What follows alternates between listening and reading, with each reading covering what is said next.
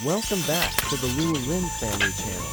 Today, let's follow the process of renovating the old house of a younger brother who has been paralyzed in one leg since childhood. After many difficulties and efforts, I can also build myself a new house. Although it is not entirely new, it has only been renovated from the old house that my parents left for me.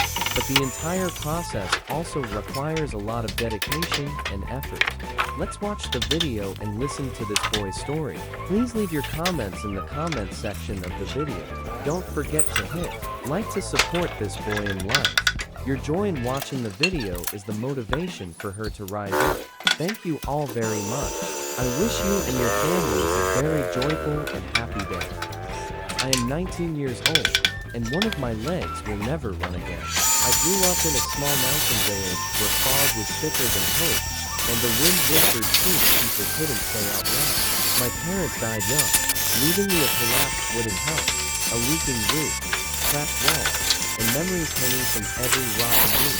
I called it home, but on rainy nights, the drops fell through like the sky was testing how much I could endure. I didn't dream big only to rebuild the place where my parents once sat, to let the smoke rise straight again without bending under storm. I wasn't alone. Beside me was my wife, a gentle girl with hands firm as vines gripping stone. She didn't ask what I planned to do. She asked where I wanted to start. We started by clearing rats and dried carcasses in the corners, smells no one wanted to remember. But to me, it was the house's first baptism. The floorboards groaned under us, each creaked like my father saying, "Don't give up, it still has strength." I borrowed a handsaw from my uncle, cutting plank after plank, like a surgeon working on the body of memory. I worked with one good leg, the other was just wood. I had learned to ignore. I sawed, carved, sanded, and sometimes fell onto the damp ground like a loser in a contest no one was judging. My wife lifted me up, wiped my sweat with my mother's old shirt, and said, "Don't stop. You're helping the house breathe again." I believed her, because if I didn't, nothing else on this earth would keep me standing. When I finished shaping the first plank, my hands bled, but my heart felt clean like water drawn from the first spring of the season. The rasping sound of wood filled the air like the forest answering back, and the scent of fresh timber smelled like rebirth. Neighbors came to look.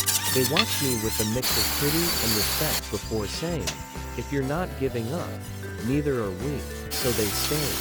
One brought an old planer, another brought paint, and someone came with rice wine to warm our hands in the cold wind. That day, the sound of wood shavings and laughter joined like two pieces fitting perfectly after a long crash.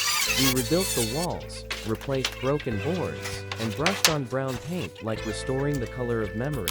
My wife didn't sit still. She mixed paint, swept the dust, and when wind tangled her hair, I saw sunlight patch the holes we closed. I built the door frame with trembling hands, but with the steadiness of a vow.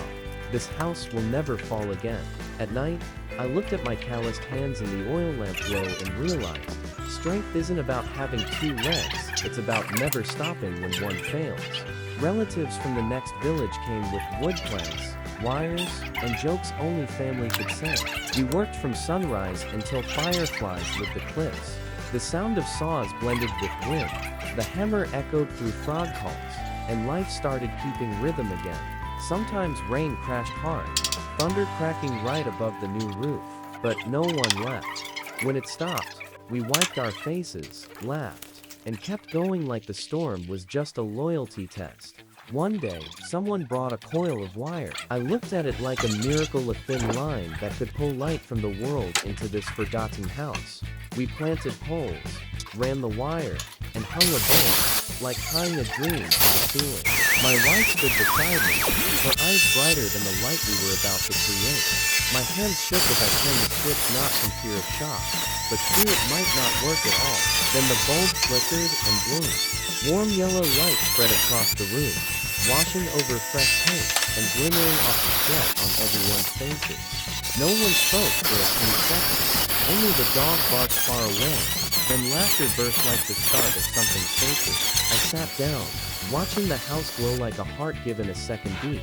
And tears came not from sadness, but recognition. Every nail I'd driven had carried my father's spirit back home. People brought food, poured wine, and I raised my cup with the same hand that had known nothing but work and now touched wonder. That night, I didn't sleep. I sat by the door, watching the bulb sway softly in the breeze, like my parents' souls sitting nearby. My wife slept on the mat, her hands still stained with paint, breathing slow, like someone who'd built more than walls, she'd built life. I breathed deep, letting the scent of new wood and faint electricity mix the smell of beginning again. I thought about my bad leg, the one that quit on me when I was 5. It's still here, but I don't hate it anymore. If not for it, I wouldn't have learned to rely on people or myself this much.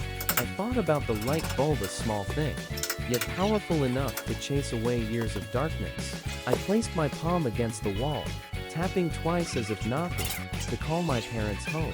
And I knew, here in this mountain village, in the old wooden house now reborn, we've done something extraordinary.